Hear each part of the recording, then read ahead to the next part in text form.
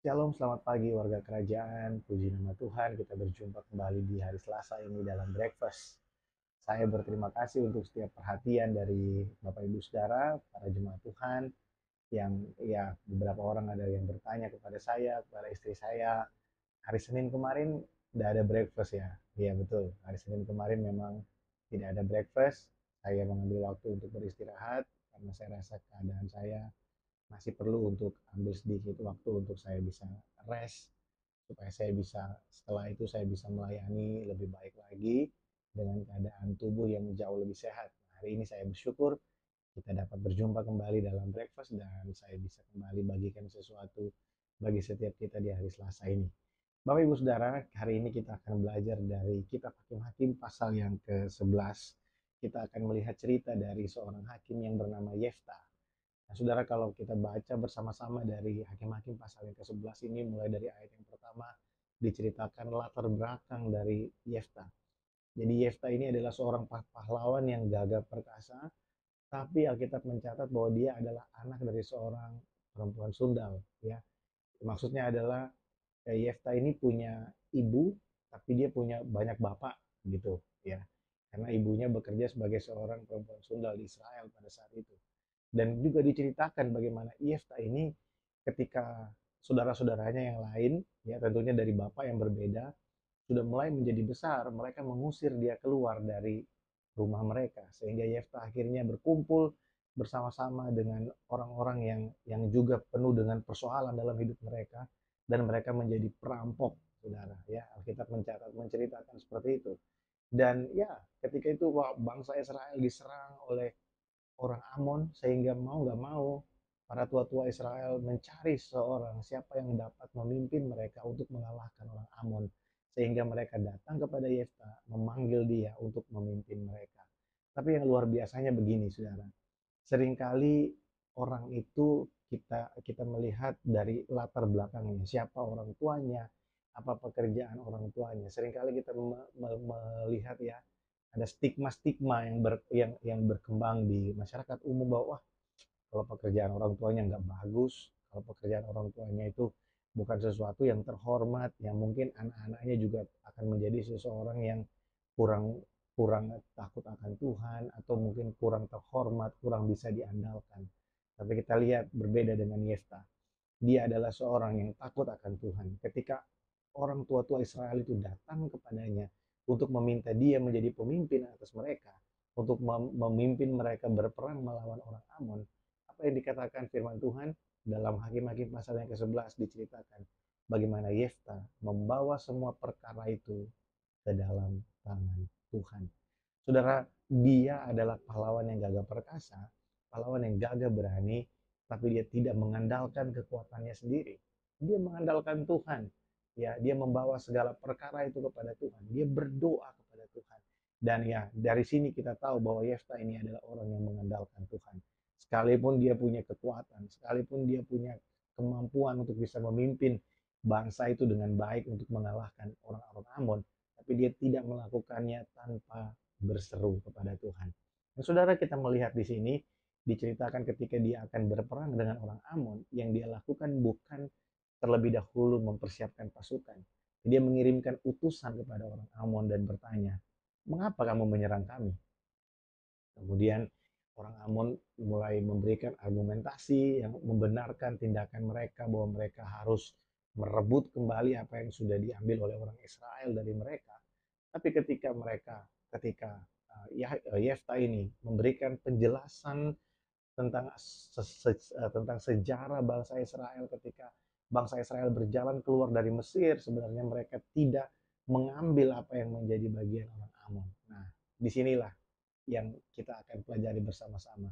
Di dalam Hakim-Hakim pasal yang ke-11 ayat yang ke-27, ini perkataan Yefta ya kepada raja orang Amon. Dia bilang begini, "Jadi jika aku tidak bersalah terhadap engkau, tetapi engkau berbuat jahat terhadap aku dengan berperang melawan aku, Tuhan, hakim itu, dialah yang menjadi hakim pada hari ini antara orang Israel dan Bani Amon." Saudara, Yefta, setelah dia menjelaskan segala kronologi yang terjadi ketika ketika perjalanan bangsa Israel keluar dari Mesir dan sampai ke tanah Kanaan.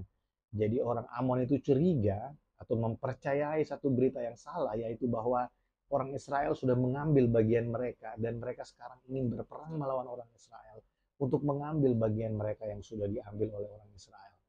Tapi ketika Yefta memberikan penjelasan yang cukup baik tentang apa yang sudah terjadi, dan ya dalam Alkitab diceritakan di pasal ini bahwa memang raja orang Amon ini nggak mau mendengarkan penjelasannya.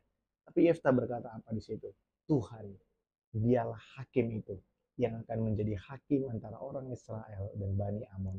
Saudara, Yefta memberikan satu tempat yang paling baik untuk menjadi seorang yang menentukan siapa yang benar dan siapa yang salah.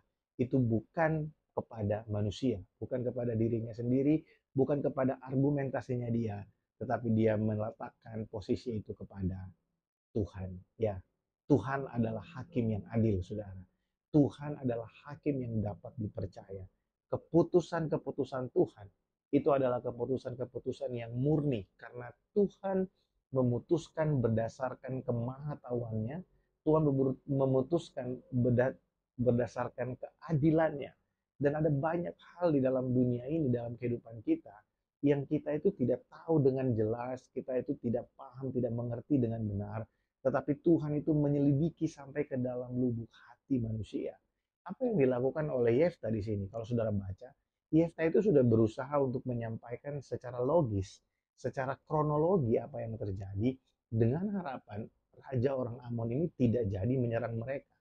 Tapi ternyata apa yang Yefta katakan bahwa kalau kamu tetap datang berperang melawan kami yang tidak bersalah ini, maka Tuhan akan menjadi hakim yang adil. Yefta ingin menunjukkan kepada raja orang Amon bahwa kamu bisa tuduh kami, tapi Tuhan tahu apa yang terjadi. Saudara, kita dalam pengiringan kita kepada Kristus di tengah-tengah masyarakat, ya baik itu di gereja maupun di luar gereja, seringkali kita diperhadapkan dengan situasi di mana kita menerima fitnah atau kita disangkakan sesuatu yang buruk terhadap kita. Dan seringkali kita mengambil bagian untuk menjadi hakim atas orang lain. Kita mulai menghakimi, kita mulai melakukan judgment dengan pembenaran-pembenaran diri sendiri. Tapi sebenarnya saudara, hakim yang adil, yang seharusnya mendapatkan tempat untuk menyatakan siapa yang salah dan siapa yang benar, itu adalah Tuhan. Tuhanlah yang menyatakan siapa yang benar dan siapa yang salah. Karena pengadilan kita itu adalah pengadilan yang sepihak. Ya, tentu semua orang mau mendapatkan posisi yang terbaik ketika dia diadili. Tetapi Tuhan mengadili dengan sempurna. Tuhan tahu mana yang benar dan mana yang salah. Saudara, dalam pengiringan saya kepada Tuhan ada beberapa kali saya disangkakan untuk ada seseorang, bahkan ada beberapa kelompok yang menyangkakan sesuatu yang jahat terhadap saya. Dan ya, saya boleh katakan buat saudara semua bahwa saya pernah kecewa, pernah merasa terpuruk, tapi selalu saya ingat bahwa dari kali pertama saya ikut Tuhan, dia selalu menunjukkan siapa yang benar. Dan ya, memang Tuhan adalah hakim yang adil. Seringkali kita ini terlalu khawatir untuk untuk membela diri, untuk menunjukkan seolah-olah kita ini benar. Kita lupa kalau ada hakim di atas segala hakim. Ada Tuhan hakim yang adil. Dan saudara harus ingat bahwa ketika Tuhan menyatakan siapa yang salah dan siapa yang benar, seringkali itu beriringan dengan hukuman yang adalah akibat dari kesalahan manusia. Ya, seringkali kita melihat bahwa Tuhan menjatuhkan hukuman kepada seseorang sebenarnya untuk menyatakan kesalahannya. Tuhan menyatakan penghukuman kepada manusia untuk menyatakan bahwa ya memang kamu layak untuk menerima itu. Karena saya percaya betul bahwa Tuhan itu tidak pernah sembarangan dalam memutuskan sesuatu. Keputusan Tuhan itu murni dan Tuhan selalu melaksanakannya sesuai dengan pertimbangannya, sesuai dengan keadilannya. Oleh sebab itu saudara, kalau sampai hari ini kita mungkin sedang berhadapan dengan situasi-situasi yang sedang sepertinya kita ini dituduh, sepertinya kita ini dikucilkan, disangkakan sesuatu yang buruk terhadap kita, selama kita tetap ada dalam kebenaran, selama kita berjalan sesuai dengan ketetapan-ketetapan firman Tuhan, jangan takut saudara. Mungkin orang banyak bisa mengarahkan jari mereka kepada kita, Tapi Tuhan adalah hakim yang adil, yang menyelidiki setiap hati manusia dan menyatakan siapa yang benar di hadapannya. Itulah Tuhan yang kita sembah, Tuhan yang kita layani selama ini. Oleh sebab itu saya mendorong setiap kita warga kerajaan, yang perlu untuk kita perhatikan adalah mari kita latih diri kita untuk hidup sesuai dengan kebenaran firman Tuhan. Latih hidup kita untuk hidup dalam kebenaran. Supaya ketika kita dituduh, hati nurani kita tetap bisa murni di hadapan Tuhan. Kita tidak berusaha untuk membenarkan diri, tidak berusaha untuk menampilkan sesuatu yang palsu dari hidup kita, tapi kita terus menjadi berkat lewat kehidupan kita. Biarlah kita berkata ya di atas ya, dan tidak di atas tidak. Karena kita akan melihat bahwa Tuhan itu adalah hakim yang adil bagi saya dan saudara, bagi seluruh bumi. Puji Tuhan, mari kita berdoa.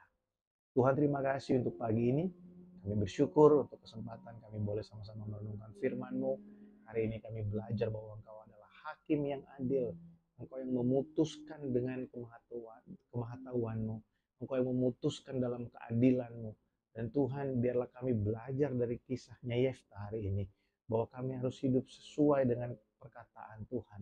Kami hidup mengandalkan Engkau. Sehingga ketika ada banyak tuduhan-tuduhan datang kepada kami dapat dengan tenang berkata bahwa Engkaulah hakim atas kami. Engkaulah yang menyelidiki hati kami. Engkaulah yang tahu apa yang terjadi dalam hidup kami. Dan Engkau tidak pernah salah dalam keputusan-Mu dalam kehidupan kami. Terima kasih Tuhan. Berkat-Mu berlimpah bagi setiap kami. Dalam nama Tuhan Yesus Kristus kami berdoa. Amin. Puji nama Tuhan. Selamat pagi, selamat beraktivitas. Tuhan Yesus memberkati.